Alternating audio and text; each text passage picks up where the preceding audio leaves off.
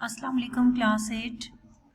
This is your lecture 11 and today we will continue our translation exercises. Today we will discuss about the use of had and also the modal sentences. Modal sentences mean the example sentences. Has और have हम discuss कर चुके हुए हैं. हमारा lesson 3 की ये continuity है.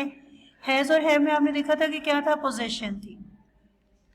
अब इसी तरह से हैज़ और हैव की तरह हैड भी आपका ये जो वर्ड है ये पोजीशन ही को शो कर रहा है. यहाँ पे ये पास्ट परफेक्ट के तौर पे यूज़ नहीं हो रहा. इसको आप गौर से देखिए. हैड को आप पहले पास्ट परफेक्ट में यूज़ कर चुके हुए हैं, लेकिन here it is used as position. आप एग्जाम्पल को देखें, उससे आपको क्लियर हो जाएगा बिल्कुल. उसके हाथ में एक छड़ी थी. इसकी सबसे देखिए आप, he had a stick in his hand. क्या है उसके हाथ में के लिए आप यूज करोगे उस. तो he had a stick in his hand. यहां पर हैड पास्ट टेंस के लिए यूज हुआ है कि कोई भी चीज अगर किसी की मलकियत थी तो उसके लिए आप हैड यूज करेंगे. हमारे बाग के इर्द गिर्द एक बाड़ थी. बाग के इर्द गिर्द क्या होता है, अराउंड.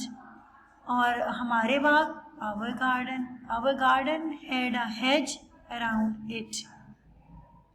इट हमने यूज किया है किसके लिए, बाग के लिए. Our garden had a hedge around it. फकीर के पास एक प्याला था. क्या होगा इसका, प्याला किसको कहते हैं, बोल.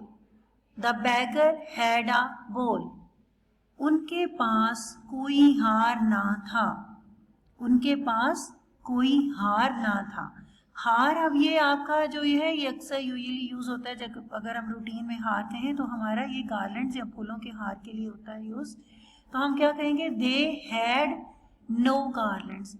हैज हैव के साथ भी हमने नो यूज किया था, किसी के पास कोई चीज नहीं है. तो यहाँ पर भी हम सेम हमारा रूल अप्लाई होगा. हमने नो यूज करना है हैड के बाद. हैड के बाद फौरी तौर पर आप हैड नो लिखेंगे. They had no garlands.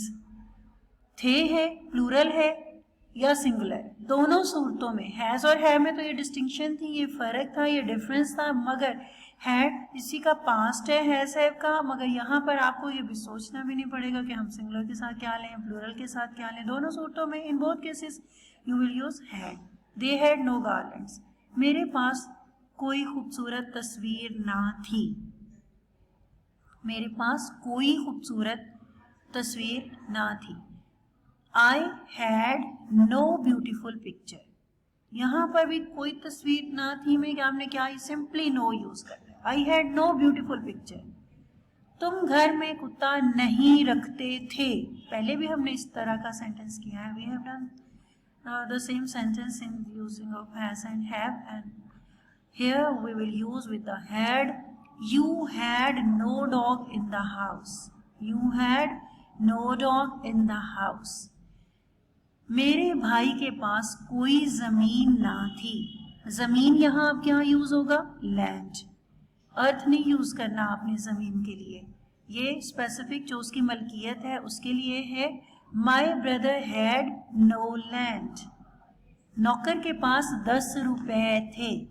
नौकर के पास 10 रुपए थे.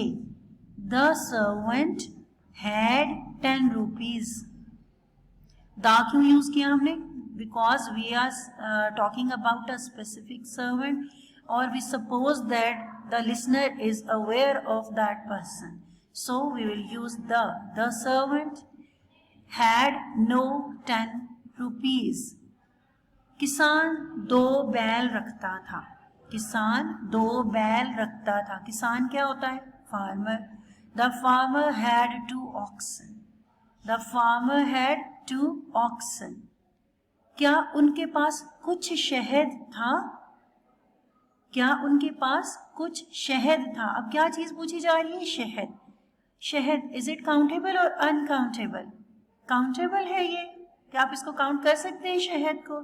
No, this is liquid form. This is in liquid form and you can't unable to count. जब भी कोई चीज़ ऐसी हो जिसको आप काउंट नहीं कर सकते हैं तो उसको आपने क्या यूज़ करना होता है, उसके लिए हम सम और एनी यूज़ करते हैं। कोई भी चीज़ वैसे डू यू हैव, जब हम करेंगे पूछेंगे किसी चीज़ की आपने देखना है तो उसके लिए यूज़ क्या करना होगा, आपने एनी यूज़ करना है जब भी नेगेटिव और इंट्रोगेटिव केस में। वैसे आप अफर्मेटिव में अगर कहते उनके पास कुछ शहद था, they had some honey, but when we talk about the interrogative और negative case, in negative and interrogative both cases में आपने सम की जगह पर एनी यूज़ करना होता है। हैड दे एनी हनी, यहाँ पर आप देखोगे कि काउंटेबल अनकाउंटेबल को आपने नहीं देखना। मैंने आपसे इसीलिए पूछा पहले कि ये काउंटेबल है या अनकाउंटेबल है, तो अनकाउंटेबल के साथ आप हमेशा सम यूज़ करते हो, but in the interrogative and negative case आपने इसके साथ एनी यूज़ करना है। लड़की के पास कपड़े का कितना लंबा टुकड़ा था, कितना लंबा, कितना लंबा के लिए हम क्या यूज़ करते हैं, हाउ लॉन्ग।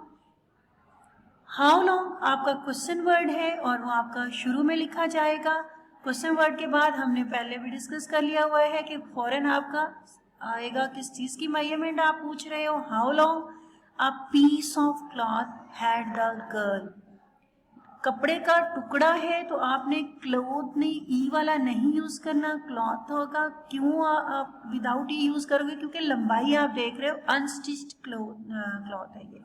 क्या उस दुकानदार के पास चीनी ना थी, क्या उस दुकानदार के पास चीनी ना थी, दुकानदार में वाव नहीं लिखा जाता, इंग्लिश में पेश आ जाता है। क्या इस दुकानदार के पास चीनी ना थी, हैड दिस शॉपकीपर, दिस किस लिए हमने यूज किया, इस, this shopkeeper no sugar, simply no use करना है आपने।